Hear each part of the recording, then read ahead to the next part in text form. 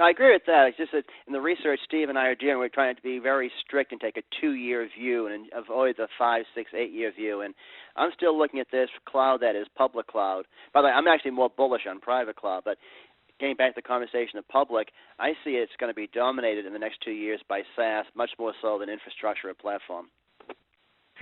I think that's true. Certainly, SaaS has been around longer. It's well understood.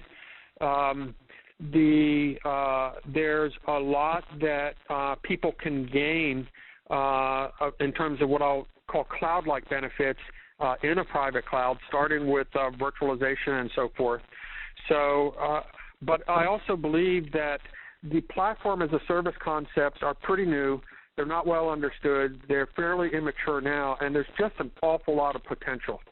So it remains to be seen, of course, but I would be betting that 2 to 3 years from now, you'll be seeing a lot of people where that'll be a significant point in favor of moving to, say, a SaaS-based approach to solving a problem because it has the platform as a service capability along with it. Next slide, how the cloud is more secure. Now, this is a little counterintuitive since we've been talking about concerns with regard to cloud, but there are some examples here of cloud-based security and compliance services. So, for example, VeriSign is offering authentication as a service from the cloud. So that's a SaaS application that provides authentication. Simplified is an on-demand identity company that provides identity management in the cloud. McAfee has a suite of cloud-based security and compliance services. It includes PCI compliance, vulnerability management, and a web security service. And then Cloud Compliance offers a cloud-based identity and access assessment service for SOX, PCI, DSS, GLBA, and HIPAA. So there, on the one hand, are legitimate concerns about moving to cloud-based service delivery methods. On the other hand, there are some cloud-based security and compliance services that will help make you more secure. Finally, I'd just like to share some resources for those of you who are just getting started in this evaluation.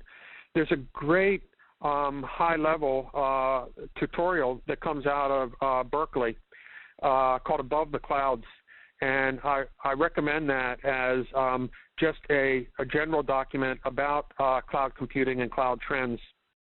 OpenCloud has a cloud taxonomy that's very useful. There's a cloud computing Bill of Rights.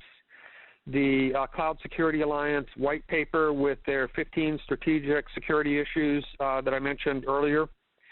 The Building Security In Maturity Model is a good resource in general. Amazon Web Service, you can find more detail about infrastructure as a service. IBM is a provider of cloud computing services, and then Force.com is the platform as a service from Salesforce.com if you want to familiarize yourself with that type of capability.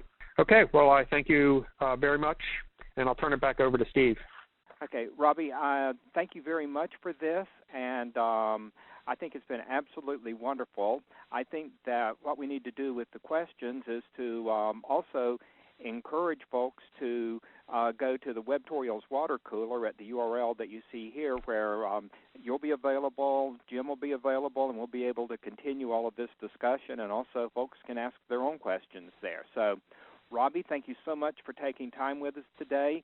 Jim, thanks as always for being a part of the broadcast, and especially thanks to all of our listeners.